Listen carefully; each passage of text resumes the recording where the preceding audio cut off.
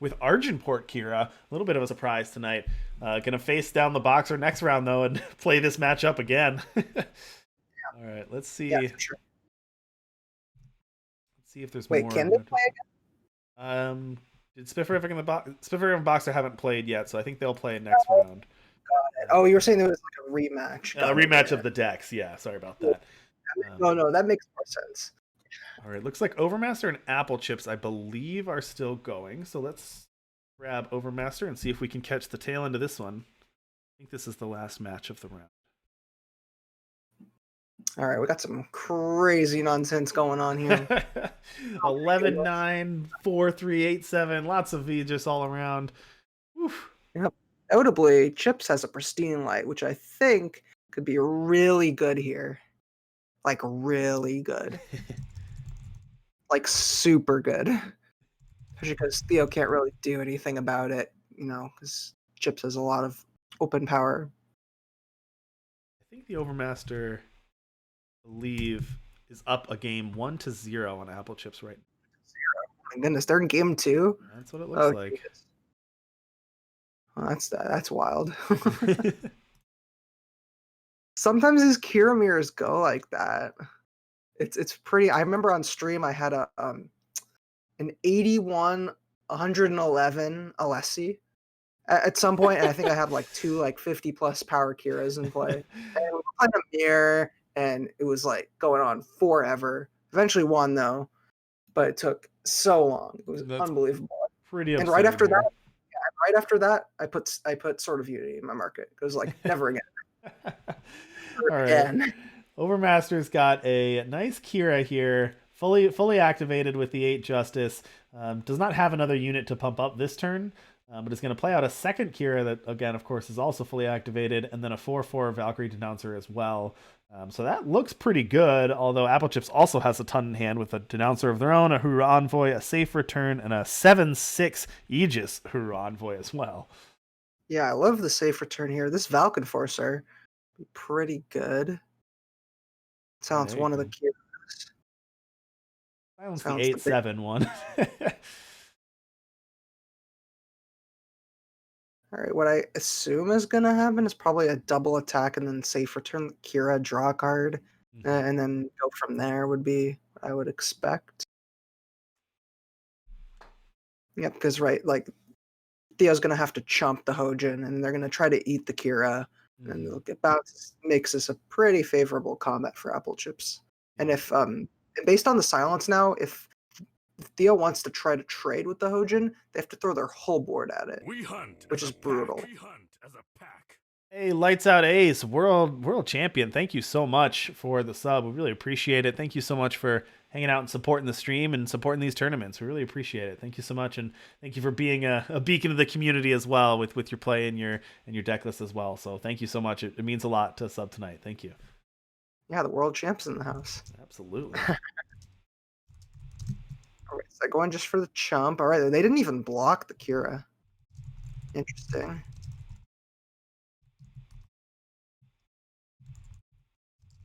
All right, so then just playing out 2 more envoys, still holding up the safe return.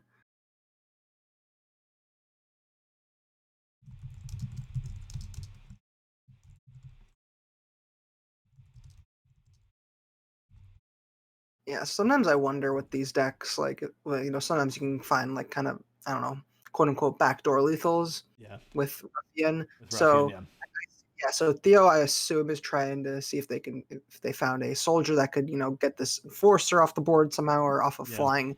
Didn't, but they did get a bunch of chump players, which is interesting, right? Because at some point they could Ruffian Kira and then attack, and if they can get like some big flying unit in, they could be able to get a surprise lethal out of nowhere. This obviously also gets worse if Applechips is able to empower and make Hojin lifesteal. Yeah.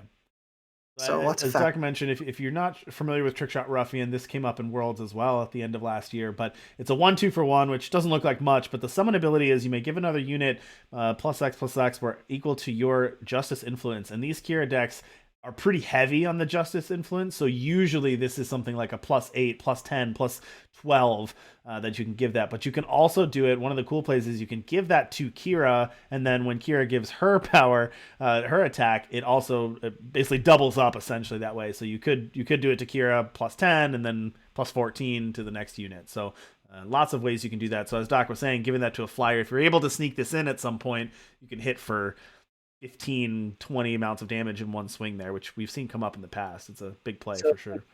Since Theo is tapped out, Predator's Instinct can make this a giant lifesteal killer unit. They can go and they can kill the Kira, and if they want, they can save for turn it, replay it, and then kill something else. Oh, wow. Not sure they need that per se, but yeah, I mean, their attacks look great here. That's disgusting right there. And going all the way up to 37 there, even with a trick shot ruffian attack, being at 37 is going to be hard to do. Yeah, especially considering all these units have ages. I don't know if, let me check to see if Theo's already played a Pristine Light. They haven't. Pristine Light wouldn't even help that much here at this point in the game, since that's one of the nice things about this Cambrai version is you have a lot of extra ways to gain Aegis, stand together. And then sometimes Sword of Unity and all of that. Theo's going to go down to 1 here. And Applechips is just going to dump the rest of their hand and say, all right, deal with all this too. When you're down to 1, you only need to sneak one of these units through, and I don't think Theo's going to be able to do anything about that. Can't gain any health. Can get Pristine Light, but... Well, yep, technically they can go get Bring the Justice, Silence, and kill the Flyer, play the Ruffian, and block every single one of Applechips' units, and then they technically are not dead on board. But I think they have to put... Yeah, I think they have to put the trick shot in there, get that. All right, yeah. Because they have to trade the card, yeah. Alrighty, and that's going to do it. So Applechips going to take that one. Now, I believe, from what I'm looking at, I think that was only game 2, because according to my numbers here, it looks like Theo won game 1. So let's just double check before we head to break. Let's just double check and make sure that they are going to a game 3 here. We'll give them a moment there. But reports from back tables: Ash Acer 2-1 over Mail, Spifferific 2-1 over GHP, I Am Straight 2-0, Boxer 2-0 over Tyler, and Colacoma 2-0 over Ron. So we're gonna have some pretty nice matches up here in round 4. Just making sure they're actually going into a game 3 here. Yep, it looks like they updated that, so it's 1-1. So they are going into game 3 now. Yeah, these Kira mirrors can go on forever. Yeah, these are some... Kira mirrors are interesting. Well, if you want to pick up this deck and learn how to play either one of these Kira decks, this is a good place to be. Check out how these masters of the game, Applechips and the Overmaster, these are 2 of our top 5 players right now on the leaderboard. So these are the masters to check out. Yeah, for sure. Two very good pilots playing 2 strong decks in Throne. Definitely a great viewing experience for sure. I'm enjoying it a lot. I mean, you can't really beat the number 1 player playing the number 3 player with Doc commentating. I don't know what more you want to ask for at this point. All right, Theo looking at a pretty strong hand here. They've got turn 2 Ikaria, and then they've got Kira with Intrusion and Bubble Shield protection. That's pretty much the ideal curve, right? Yeah, it's interesting. So Chips kept a interesting hand here. It did work out, though. They were able to get their 3rd power, and so it's looking a lot better than it looked at first glance.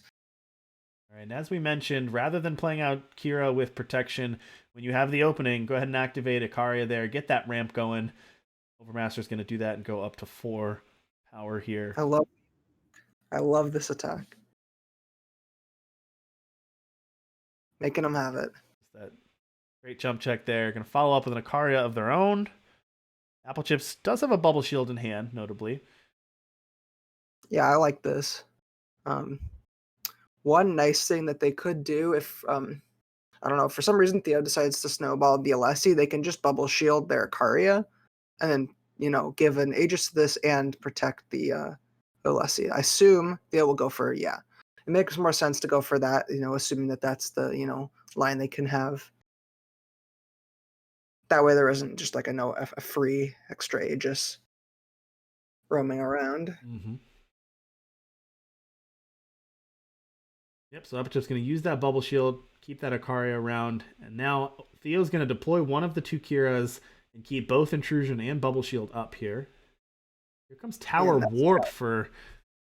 Is that Warp for I don't know. Applechips? It was just from their Straight hand. from They had hand? two. Okay. Yeah. Just from hand. Sometimes the green text Warp there confuses me. Yep. I love how, with each agenda item on the site, Alessi is going to gain +1/+1. You're Yeah. going to get an arm.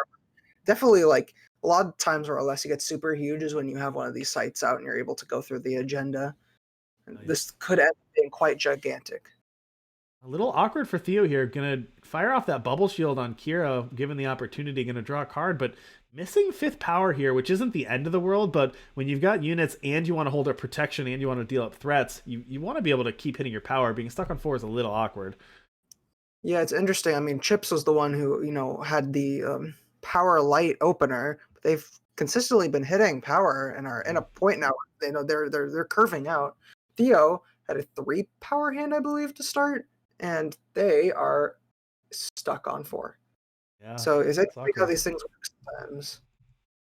And I wonder if they're gonna end up doing play Kira into main phase intrusion, which is not ideal, but it does draw them 2 cards. Mm-hmm. And hopefully that can find a power, ideally, I don't know, a symbol or something, Yeah. to kind of That's get the ball awkward. rolling. Go for Yeah, a instead I'm gonna tower. go for a tower here. Now, curfew enforcement's not bad here. You're just going to go for curfew enforcement and shrink all these units, or you're going to go for the 2 Valkyrie of your own. I'm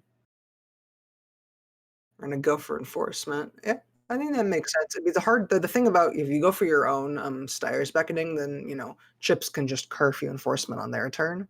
Right, right. But either way, this Alessi is going to be pretty big, and if Theo wants to keep their site on board, they would have to chump Alessi and/or Karia. So what I'm expecting is that Chips is going to be able to win the site fight here, most likely. Yeah, with a 4/5 endurance and a 3/4, Theo's tapped out. Basically, just going to have to chump if they want to keep their tower alive. Yeah, so they're just going to let it go. Yeah. So now we can go Smuggler.